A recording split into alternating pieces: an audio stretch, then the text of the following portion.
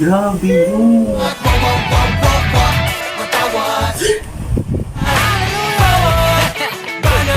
Hi guys! Welcome again to our channel!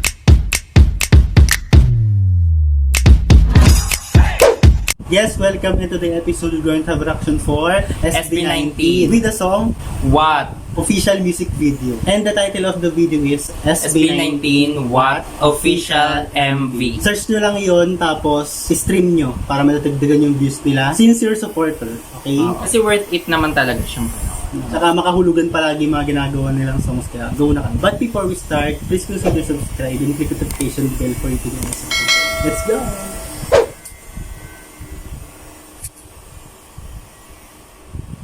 What?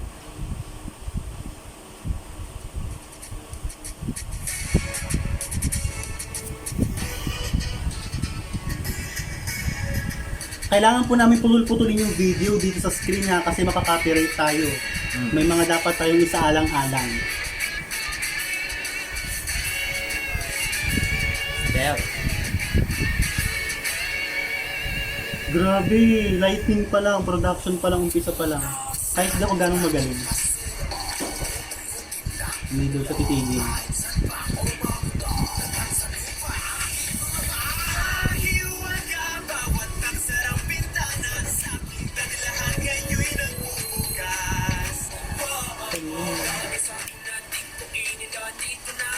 Very inspiring.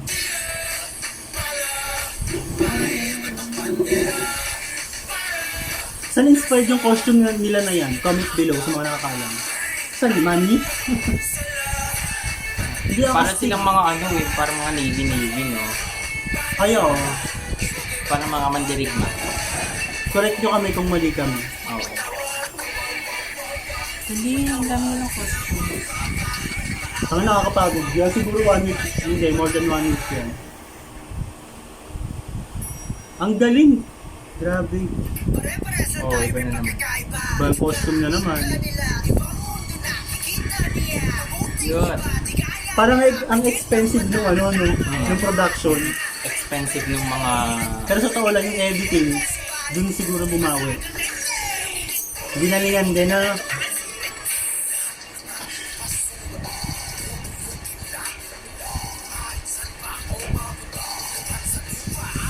napakalaki ng ano nila din eh, contribution di ba bawat isa.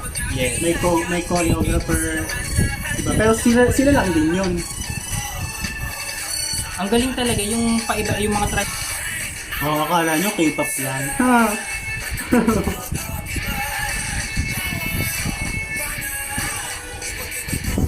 K-pop is in the house.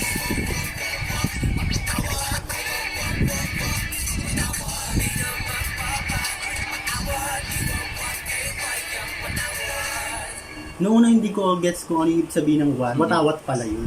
Pero meron din ibang ibig sabihin yun, parang tanong. Kumbaga yung what na asking. Meron din dun sa asking. asking din sa kanta. Sa lyrics. Hindi lang siya tungkol dun sa flag, dun sa watawat. Meron din talaga yung mga tanong, mga asking, kaya what talaga siya. Ano?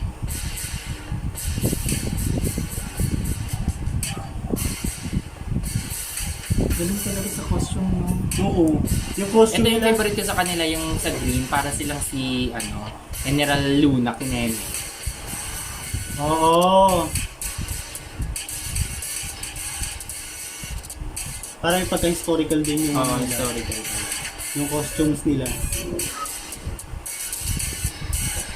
Parang sa kung paano lumaban yung mga Pilipino noon. Tama ba? Hindi sila basta magpabida lang ng kanta eh, no?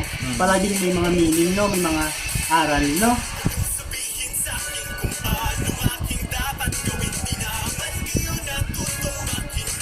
Ang ganda! Grabe, pang worldwide. Galing. I mean, pang world class. Sobrang deserve talaga nila ng maraming subscribers, maraming manood sa kanila. Deserve talaga ng SB na yun. Ng supporters, ano? Sobrang deserve. At marami pang karangalan. Sa wakas, may Pilipino na din. Na pagmamalaki.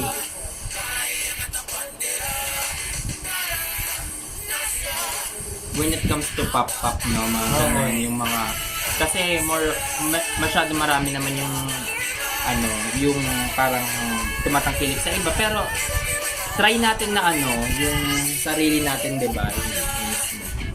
Sarili natin na dito sa Pilipinas, 'di ba? Kasi nakaka-proud kasi 'di ba? Dati naman walang mga ganyan kaya masyado tayong mga nabighani sa mga K-pop. Pero ngayong meron ng P-pop, Pinoy pop, diba?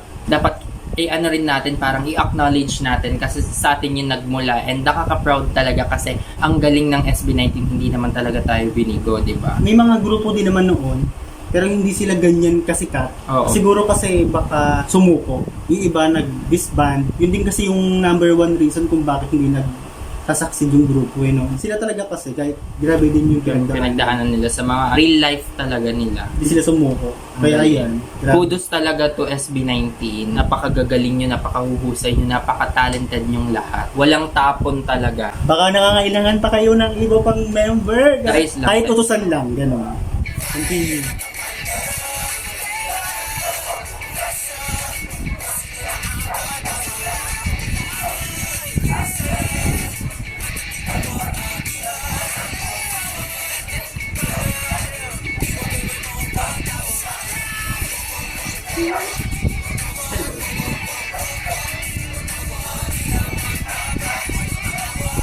Lahat sila, wala na akong dapat i-point out kung sino yung mas, diba? Wala ka nang dapat i-point out kung sino yung mas kasi lahat sila talented.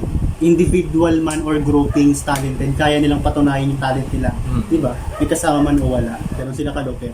Individual sila magagaling. Paano pa pag sila magkakasama talaga, di ba? Plus yung idea nila, para silang 1+1 no?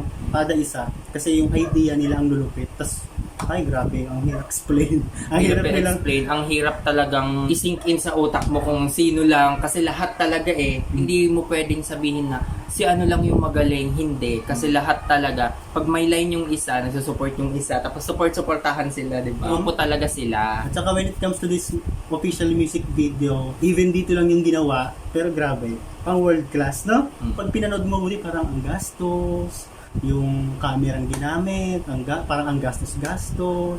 Grabe yung pagod nun sa kabila ng mga ganong kagandang output. Grabe yung pagod nun, dugot pawis yun. Karapat dapat lang i-appreciate. I-appreciate. At bigyan ng karangalan. No?